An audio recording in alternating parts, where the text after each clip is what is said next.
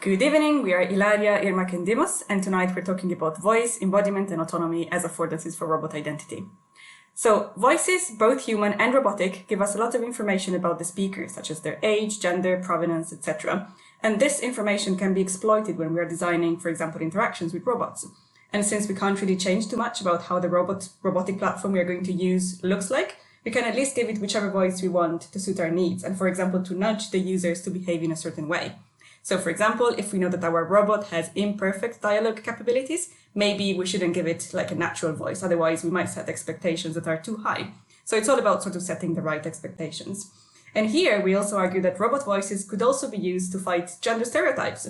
So the idea is this: can we give male-looking robots a female voice and female-looking robots a male voice? So to challenge the idea that male-looking robots would be more suited for certain tasks and female-looking robots for other tasks? Humans tend to ascribe identities to objects, even to things that do not live or embody any behavior. Robot's embodiment will affect people's mental models of what the robot can do and its perceived identity. If a robot is humanoid or interacts with speech, people will expect it to engage in conversations like a human. However, animal-looking robots will not be expected to speak or have any human-like identity. Artificial identity can therefore be formed through interaction. We should consider that robot embodiment is also a medium.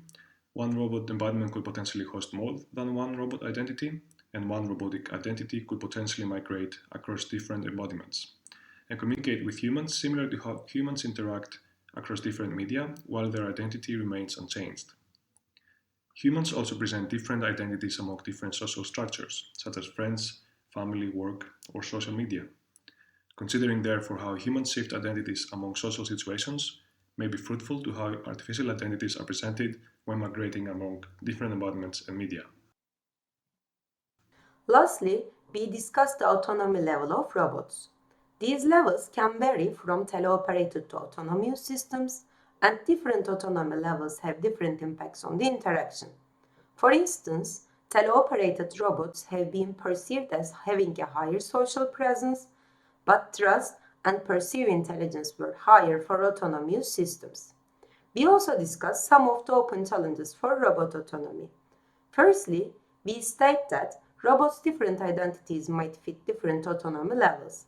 For instance, a robot might have a mechanical voice, so users might expect a teleoperated system in that case. Also, the robot might have different capabilities in different interaction modalities. For example, it might verbally communicate in an autonomous manner, but its localization might be teleoperated. These different levels of autonomy in different modalities might have different impacts on the interaction. Lastly, the expected level of robot autonomy might be affected by the user's profile. Someone who has never interacted with a robot might find a fully autonomous system as threatening.